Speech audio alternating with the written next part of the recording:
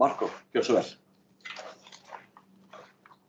Góðan daginn, ég ætla að setja tíma, annars ég veit að ég get bara tala.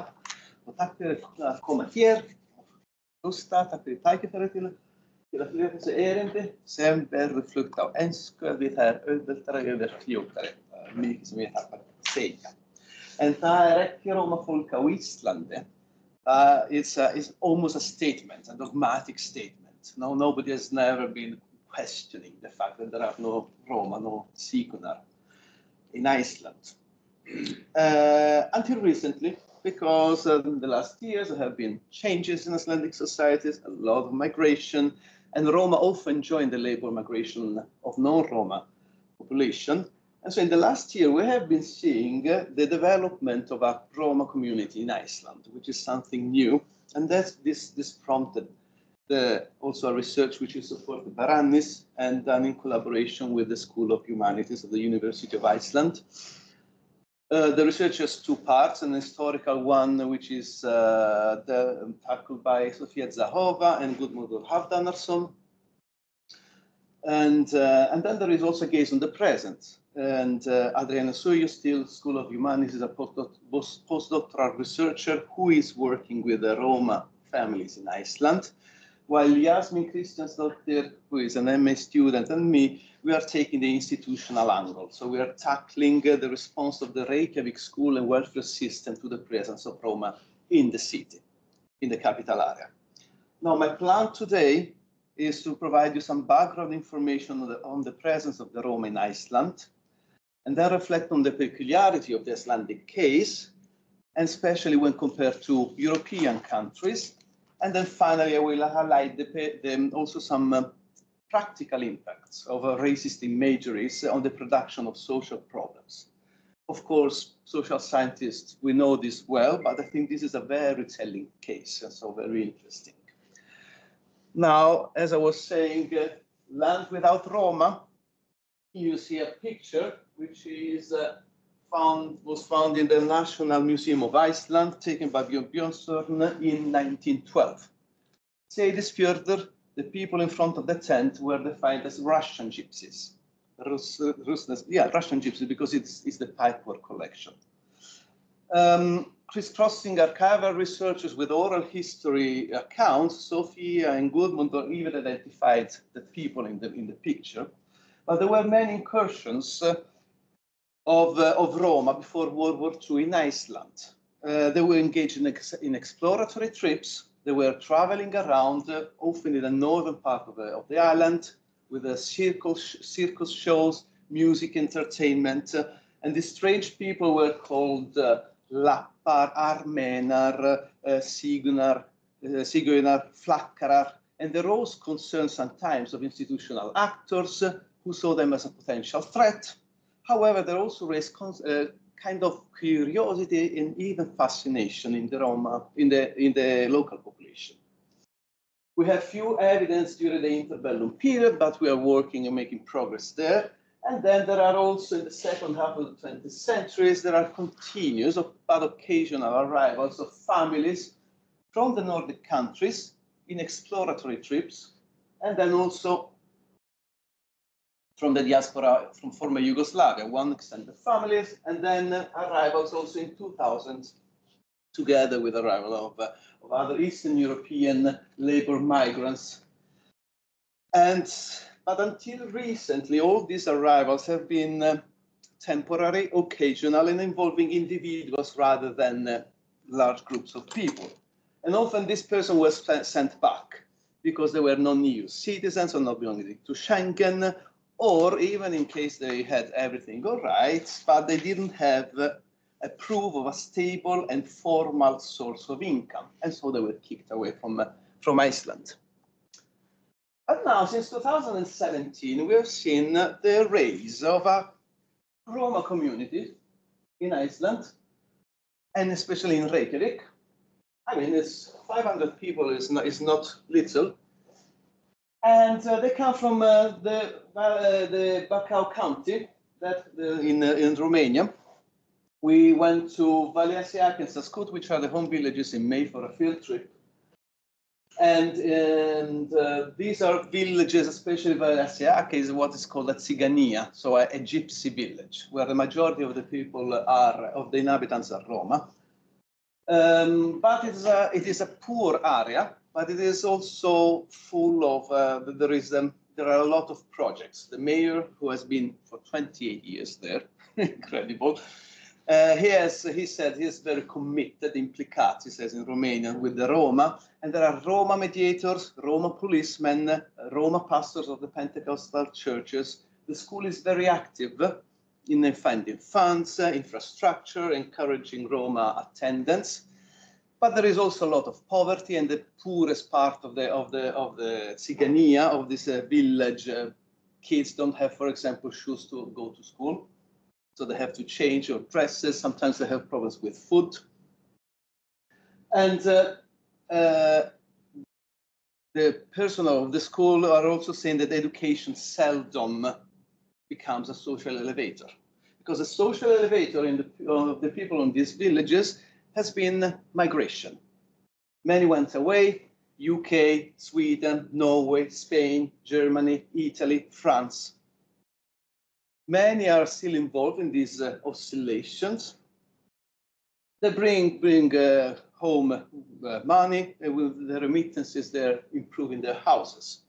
And these are not the gypsy castles that many talk about. These are very modest houses, but these remittances are important. And we even encountered two Roma from Valasiak, which arrived actually in the 90s and in 2000 in Iceland, when they were kicked out after a few days. But in Iceland, since 2017, as I was saying, there is a kind of durable, stable community of Roma in the capital area, which to our understanding is a kind of middle class. They are not the poorest of the poorest, and they have economic capital. They have a cultural capital because they speak also English, for example. They have experience of migration, and they have school education. And now there is also social capital because it is a network, and they live in houses, found often, but not always, with the help of social services. They work, low-wage works, like most migrants, some entrepreneurships, again, as most migrants, for example, in car dealership. Kids frequent schools, and generally the attendance and the school performance are pretty good compared to other European countries, such as Romania, Italy, post-Yugoslav space, of which I have experience. But stability is up to a certain point because, again, as many migrants, these families go in summer to have summer holidays in Romania, in the hometowns. And then there is also some kind of mobility in the city. But this mobility is sometimes very rare, has been for kind of evictions or being forced to leave the house. Usually the movement is because when these families go to Romania, what happens is that they end the renting of the flat because they want to spare money. It costs a lot of money to rent here. And then when they come back, they need to find another house, which means sometimes more problems with the registration of schools, of the kids in the schools and so on. But in any case, this seems a rare example of Roma who arrive in a territory and they don't trigger an immediate strong response based on rejection and discrimination, which instead happens usually. And here you have what happened, just an example of what happened in Italy and France with the enlargement of EU in 2007. I was there during my PhD research, and it was harsh living in the settlements during that period. This is what happened. Some of the elements from social panic and scapegoating and making the Romans the public enemy and the source of every bad things in Italian or French society, institutional racism, unconstitutional ethnic profiling. There was illegal forced repatriation of EU citizens, violent police repression, more or less legal, systematic forced evictions, and ghettoization in urban shanty towns, of which you can see some examples. So what is interesting here is that there is nothing of this here in Iceland. And we have been trying to understand why this is happening, because this is a kind of very interesting case. What is happening here? Why not this panic? There is no housing segregation or concentration or working discrimination based on ethnicity. Then, of course, there is discrimination because of a lack of language proficiency, discrimination because of foreign background and migrant background, but not because you are a gypsy, which is instead what happens usually in Europe. There is also absence of institutional anti-Gypsy sentiment so far, at least again, compared to other European countries. There is absence of social panic and gaslighting. There has not been any debate about the invasion of the Gypsies, which were Eastern European and Gypsies, and then double impact. You have a big criminals, and this is what happened in all Europe. And so, trying to understand why, we thought with the team that most likely there is one explanation, and this is an almost invisible immigration. And this is because these Roma, they know what it means to be labeled as Tsigan, as Rom, as Gypsy. So, of course, they hide this. They don't need it. They present themselves as Romanian citizens, which they are and which they feel to be too. So, they're not coming to office and say, hey, we are Roma, we have problems, and so on. And also, Icelanders have little experience of Roma, so they don't have the tools to say, okay, this is a Roma or not, which somehow is also a good thing, because often identifying somebody with the Roman identity implies labeling them as a threat. And so, and here comes the second explanation of why, according to us, there is a kind of a, I don't say idyllic, but it's a good situation here in Iceland, is because there is an absence of what is called anti-Gypsyism.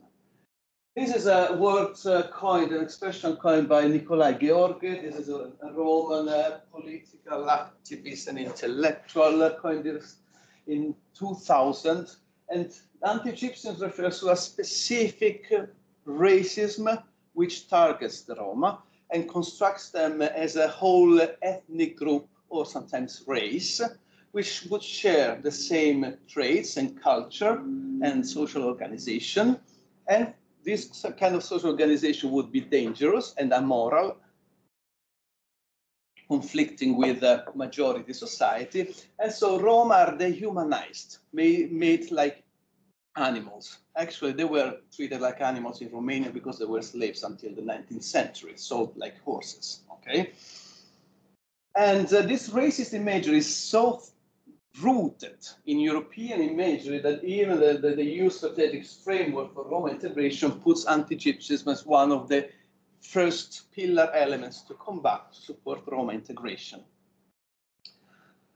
Now, there are forms of very blatant anti-Gypsyism, like this gentleman here, but anti-Gypsyism is subtle because, and this is what Bambard called the reasonable anti-Gypsyism, the fact that, no, I'm not racist, but the Roma, they indulge in crime. Yeah, they make problems. I know it. You don't know why exactly, why you know it, and on which ground you make these assertions, but you heard it, and then I'm not racist, but. And that is why it's so subtle, because you don't need to become a racist or to express yourself and present yourself as racist in order to start making racist assertions on Roma. So my point is that so far there hasn't been this kind of historically rooted anti-Gypsyism in Iceland. And I think that this is probably the clear reason why things are getting so good. And this, it's difficult to explain sociocultural causes, but there is a clear historic reason, because the Roma haven't been here, so there hasn't been the occasion for non-Roma to develop this kind of anti-Gypsyism so far. And in Iceland, indeed, there is an imagery about Roma, but it's a kind of light imagery. I've been looking into institutional documents, newspaper articles, non-systematically also looking at social media. We know that the images come from there, comes also from literature, often from books and novels translated from abroad, movies, experiences of Icelanders going to on vacation holidays and encountering Roma, mass and social media, also researchers here in Iceland. And putting together all this research with also the research that we have been doing with the personal school and welfare in Reykjavik, there are three main results by now. And first is the assumption that there are no Gypsy or no Roma in Iceland, if not on temporary basis, and they are very few. So there is not a problem, and they are very few and on temporary basis because they are nomadic, which is wrong. 80% of the Roma are not nomadic, haven't been nomadic for centuries.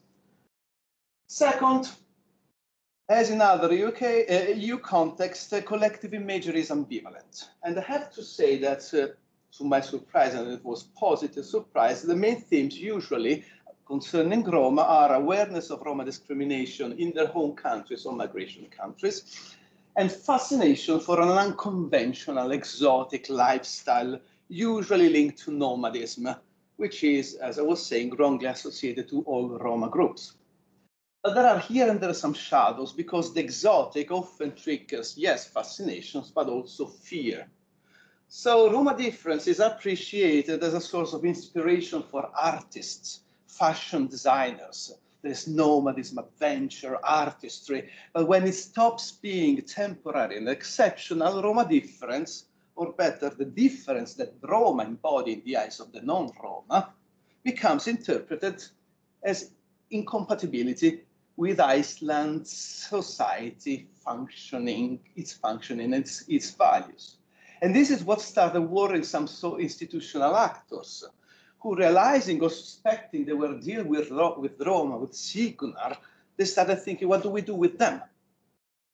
And again, Iceland proved quite an enlightened case because, unlike many other European contexts, when institutional actors found that they or suspected they were dealing with Roma, they asked specialists.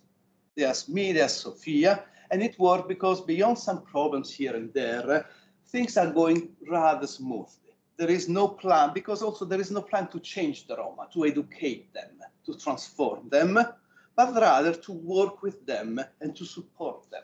And this is what is so enlightened compared to other things. However, there is a third element of reflection, which is a little bit more disturbing, because it disturbs this apparent idyllic scenario, and it has to do with the repercussions of very recent migratory processes and flows in Iceland and the EU.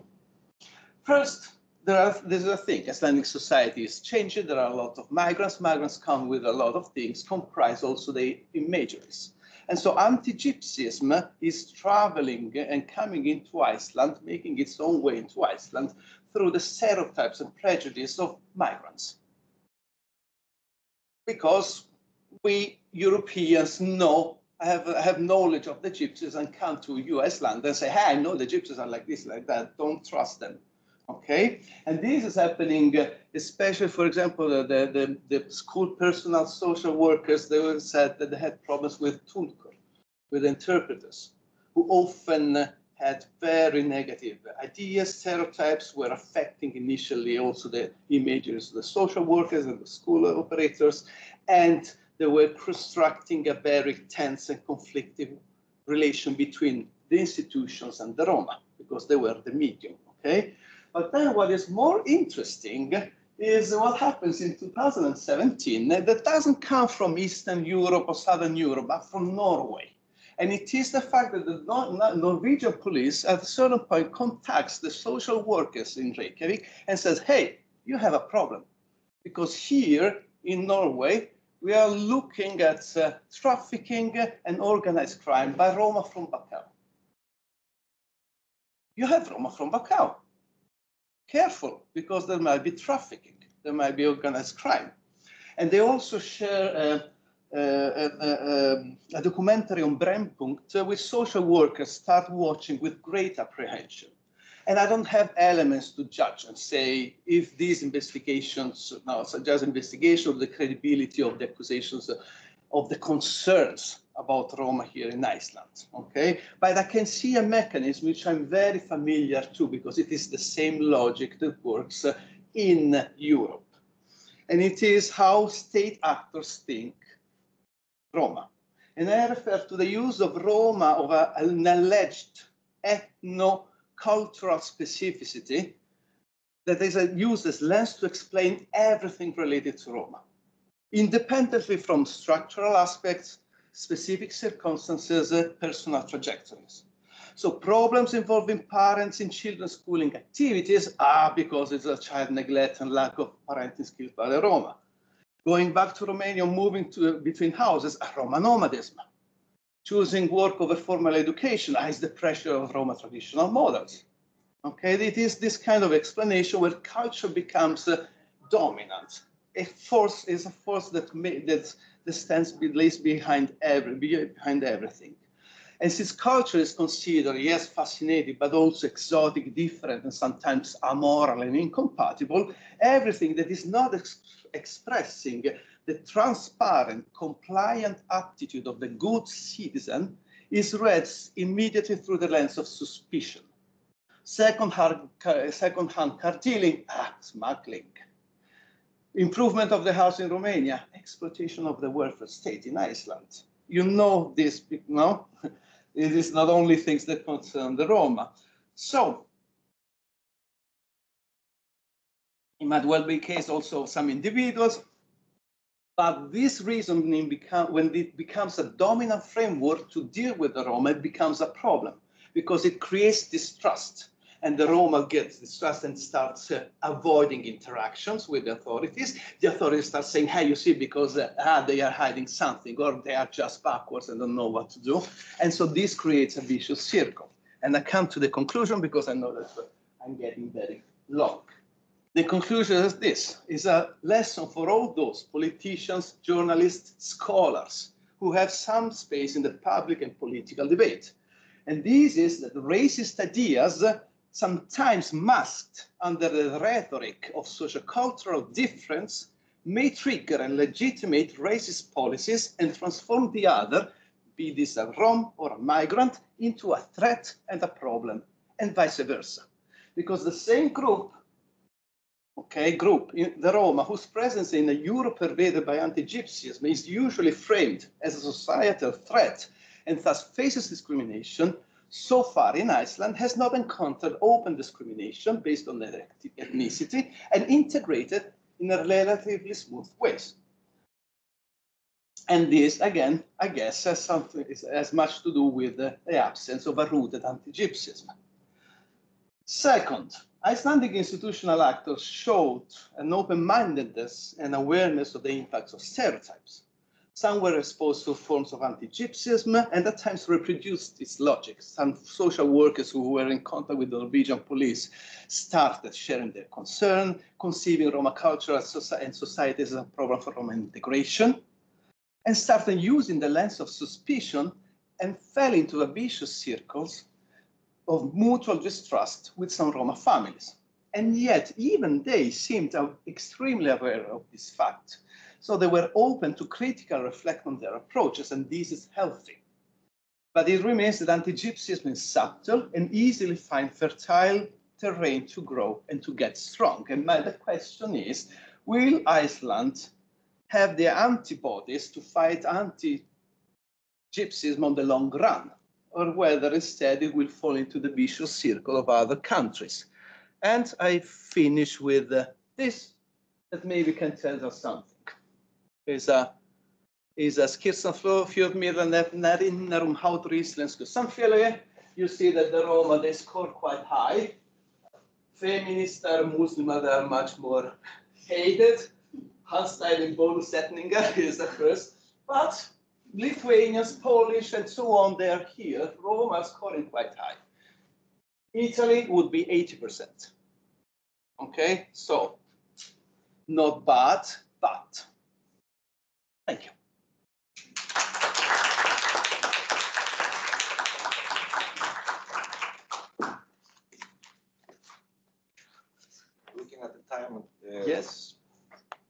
want to take a few questions? Yes, I'm open for that. I know it's, yes. Thank you very much. I just would like to understand better because, okay, we talk about Roma, but precisely, are there an ethnic group? Because you said, okay, they are Romanian citizens, as it is, and according to all these prejudices, it's more about their behavior. Whoever behaves in this way, that doesn't want to adapt to the system, that is nomadic, that is doing, could be classified as gypsy from someone who doesn't know, but it's like, because so are there an ethnia from which perspective, you know, like I don't think it's really accurate. I don't know. Like, this is a huge question, and Romani studies have been debating this a lot. So there is, on the one hand, the discourses of the non-Roma, which create the figure of the gypsy. Okay. And then sometimes, for example, in the Țigănie in Romania, there are people who are not Roma, but they are considered of as gypsies by others because they live in the Țigănie. Okay? On the other hand, there is also the question that these people find themselves somehow, consider themselves as wrong, as different, and look at the others as the other, the Gaja. They don't have the oppositional and conflictive way that we in Roma look at the gypsies, okay?